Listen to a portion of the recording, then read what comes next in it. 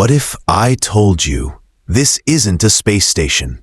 It's actually on Earth, built on moving legs, dragged across the ice in the coldest place on the planet.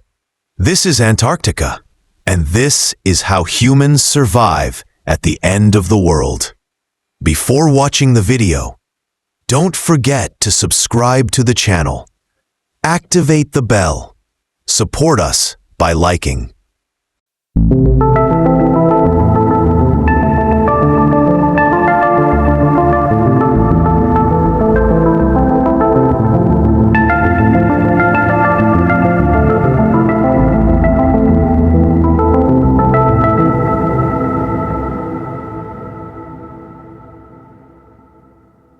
Do you see this place, Antarctica? Even though it's standing there, alone, minding its own business, I've built 1,000 stories around it. I don't know. Maybe this is where aliens have bases. Maybe the CIA is testing secret weapons here. And one of the funniest conspiracy theories says that this is the end of the world, that the Earth is flat and Antarctica is a giant wall, stopping us from falling off. But actually, we shouldn't even call this place the South Pole. The South Pole is just the southernmost point of the Earth, which happens to be inside this continent. The correct name is Antarctica. You've definitely heard that Antarctica is the coldest, the windiest, and the driest place on Earth. I like to call it something else too. The harshest continent on the planet. This land is so extreme that humans can't survive here without advanced technology. And honestly, most living creatures can't survive here either. So you might ask, what actually lives in the middle of Antarctica? Nothing. All the animals that live on this continent stay near the coasts. Penguins are the most famous ones. Seals and different kinds of whales live in the surrounding waters too. And one of the most well-known is the killer whale. Let's open a quick parenthesis here. Can you believe seals are carnivores? If you've seen this video at the Antwerp Zoo, you know that seals belong to the Dawn family. Over millions of years, their environment shaped them into what they are today.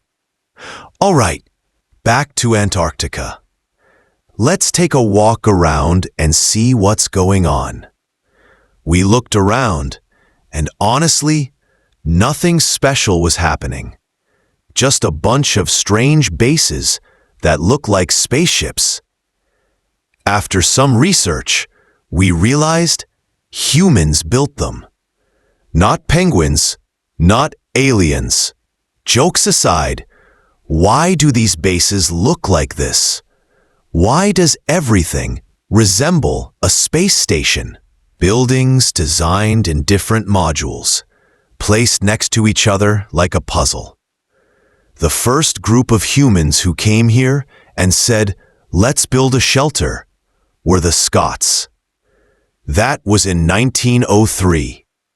They didn't really believe this place would be useful, but still thought, let's build something. Maybe we'll come back and use it. Then they asked themselves, what should we build it with? Snow and ice? To solve that problem, they went to a rocky corner nearby, which was actually a stone isla. On that island, using those stones, they built a small hut, and that hut became the very first Antarctic base. They built it, left, and believe it or not, they didn't come back for 50 years. Eventually, others arrived, this time the British. The British came to this part of Antarctica, built a base, and named it Halley I. They built it like a normal building, bringing bricks and wood from elsewhere. It looked like any ordinary building you'd see anywhere in the world. They thought Antarctica was just like everywhere else, and you could build anything here. But year after year, they noticed something. Their building was getting buried in snow. It looked like it was sinking, but it wasn't. Snow kept piling up around it and never melted. The layers just got thicker and thicker. So that 13 years after it was built, in 1968, Halley I was buried up to its neck in snow. They had no choice.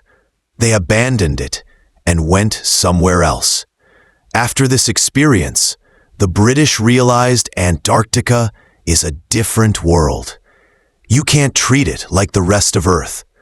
So they called their engineers and said, "Figure something out. Design buildings that won't get buried like this." They designed a steel tube structure, shaped like an airplane body. That didn't work either. After a few years, same problem. More snow every single year. After all these failures, they finally understood something important. A building that stays fixed in one place will never work here. The building must be movable. But they needed large spaces, and you can't just move huge buildings. So they took inspiration from space stations and started designing buildings made of separate modules, connected like puzzle pieces, forming one large structure. That's how Halley VI was born. Halley VI isn't just modular. Each leg of the structure has a powerful hydraulic jack capable of lifting the building up to 4 meters. Under each jack, there are wide plates, almost like skis, allowing the structure to slide. Of course, not with trucks or vans. They use massive tracked tractors, sometimes even chaining several together, just to move across certain areas. The reason the building is modular is so they can move each piece individually. Moving everything at once is impossible. These jacks have another critical function. Whenever it snows, and yes, it doesn't snow that much in Antarctica, but it does snow, technicians go outside. They lift one jack at a time, so the weight shifts to the others. They reinforce the ground underneath, compact it, fill it, then lower the jack back down. They repeat this one by one. That's why these jacks never get buried. If they didn't do this, the jacks would freeze into the snow, and freeing them later would be extremely difficult. They don't have to move the building every day or even every month. The last time Halley VI was moved was in 2019, 6 years ago. For now, it's fine. They actually moved it because a massive crack formed underneath. They feared a huge chunk of Antarctica might break off. So they dragged the entire station 23 kilometers north. Now you might ask, how many people even live here? Why so many buildings? Why line them up like a train? Here's the answer. Between 65 and 70 people live in Halley VI. All of them, scientists, engineers, specialists. And this train you see has extremely thick walls, packed with insulation. You might not believe it. The walls, the floor, and the ceiling are all 2.2 meters thick. That entire thickness is insulation to keep the cold out. 2 of these rooms, or rather, capsules, which they call modules, are dedicated entirely to power generation, water production, and waste processing. Inside, there are diesel generators with special fuel tanks. Normal diesel would freeze here and become useless. They generate electricity. Then machines melt the snow beneath the station and turn it into fresh water. Below the station, there are tanks that collect waste. And to keep Antarctica clean, a waste aircraft arrives, loads the trash, and pumps out the sewage. Then flies it all out of Antarctica. This applies to all Antarctic bases.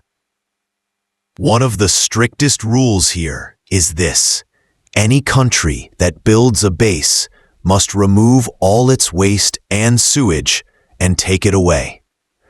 Look at the windows of these capsules. You might think they're glass or plastic. They're neither. Glass and plastic aren't good insulators. These windows are made from a special thick gel called aerogel. Extremely insulating, yet completely transparent. When aerogel first arrived in Antarctica, it was extremely expensive and highly advanced. Today, it's even used in skyscraper windows. These windows drastically reduce heating and cooling costs. Because when a building is properly insulated, heaters don't need to run non-stop, and air conditioners don't either. Take the Burj Khalifa in Dubai. Its entire exterior looks like glass, but it isn't glass. It's aerogel. If it were real glass, the air conditioning would need to run at full power all day. Aerogel solved that problem. All right, back to Antarctica. The base we've been talking about so far belongs to the British. But what about other countries? What do they do with the cold and the buried buildings?